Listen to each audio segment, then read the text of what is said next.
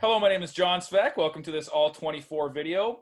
Today, Coach Waterman and I are joined by a special guest, Coach Zak Colangelo, who is the defensive coordinator at Mount Allison University. Thanks for being with us, Coach.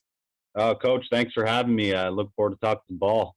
All right, so we're going to do a one clip. So, Coach Waterman, if you could do the honors and just tell me where to stop. And stop. Okay, I'm going to go one down here. So we got a 1st and 10. Okay, let's see. Ball looks like it's on the hash. I'll kind of set the stage here a little bit, and then I'm going to kick it to you, Coach Colangelo. So the offense has come out. It looks like a 4-by-1, but number 4 is a tight end. Ball's on the hash. Again, it's a 1st and 10 play. Any initial thoughts before we roll it forward anymore? Like you said, they're in some sort of an isolated set, so that's going to force rotation from us and some kind of a coverage adjustment or probably a check. So you also said that they do have a tight end strong, and by personnel, that's actually one of their receivers. So this is technically their 10 personnel grouping. We'll see what we got going on here. We're giving pretty much our base shell coverage look pre-snap. I see some motion developing, so they're taking 3 across, and he's looking like pretty deep, almost getting into the backfield, and 1 to the boundary is reducing here. Yeah. So they're condensing the formation, especially on the weak side. Bombering in. Right, there's maxing the protection. All right, some kind of like a flood concept to the field, I guess you could call it, but trying to get that extra guy into the protection with the bomber, condensing the field with bringing the X down, pretty much running a half field concept to the field. We're in just, again, like we talked about, pretty much a base zone shell.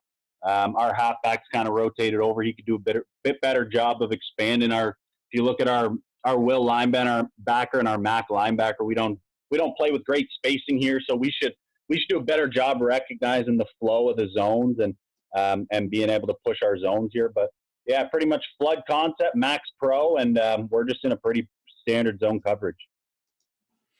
And we'll get to the tight here in a second. It looks like you're able to get a bit of pressure there. But when going into a week, these flood kind of concepts, is that something you work a lot on with your guys with the underneath stuff, receivers adding to one side? Yeah, so 100%. So especially like we see a lot of this, we're a heavy zone cover team. So a lot of teams, how they're trying to beat zone is they're trying to outnumber you. They're trying to get more guys. They're trying to flood zones, or they're usually trying to kind of pick on one guy, read one guy, and kind of make him wrong. But 100%. So again, we could have done a much better job of realizing that when they bring guys to the other side of the field, we kind of have to adjust our numbers. If football is pretty simple, if they got 5 guys to the field, we only got 3 covering or 4 covering, we're not going to be in very good shape. So we have to adjust our zones when they flood, and as a pretty basic rule. I was just going to ask if there's any more thoughts before we get to the tight, because it looks like you have a line game going on here. I want to watch it on the tight here. Yeah, me too. In terms of personnel, they don't have Shedler, who Shedler would be their best outside guy, number 3. So they do have him to the field. So personnel wise, usually when they're going to go backside on the ISO, they do have 3. So we should be by personnel, we should be really talking and pushing coverage to the field. So. Perfect. Let's check out that stunt from the tight here. Perfect. So again, we're just in a 4-down look. They got the tight end strong in. They bomber in. Tight end releases. Your boundary defensive end is coming all the way in here. Yep. And same from the field. So really trying to collapse the pocket, it looks like there. Yeah, it looks like we're just running like our TE game with the tackles kind of penetrating and the ends coming around looping as a general really just quick coaching point. But we don't do a good job containing to the field.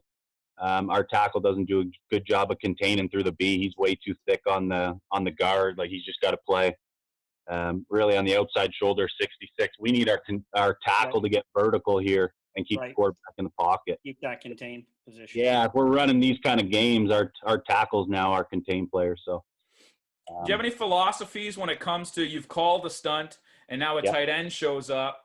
Does personnel dictate that, as you said, at the receiver body there? Or what are your thoughts on that? So even like if this was like a true 2-back personnel, again, going back to gameplay and not overly knowing the situation, I believe this was actually like a later in the half situation. That's why normally this wouldn't be a big 1st and 10 call for us, but and 100%, like you said, the tight end normally would be something that's more of an adjustment for us. But I think based on the down and distance in the call, I believe this is one of the last couple plays of the half.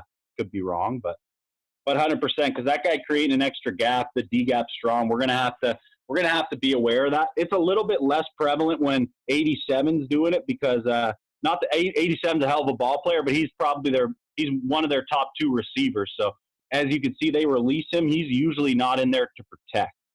Right. He's usually in there to release, slice, do some kind of receiver stuff. That's great. And all that said, at the end of the day, you know, it is a 1 yard gain is what we have coded here. So you guys are able to rally and come down there and make the stop. True. Any final thoughts there, coaches, on this one clip? That's a great breakdown. Yeah, not really. I mean, we could keep the quarterback in the pocket here a little bit better. Not a bad job. And not just in general, defensively, not a great job adjusting to the flood and zone. So, Well, you'll take a 1 yard gain all day, right, Coach, on defense? Right? Yeah, for sure. We strive for perfection, but at the end of the day, they're going to gain a couple yards on us, Coach, whether we like it or not. That's fair. Perfect. Well, thanks so much for being with us, Coach. Oh, that was awesome. Yeah, I appreciate you guys having me.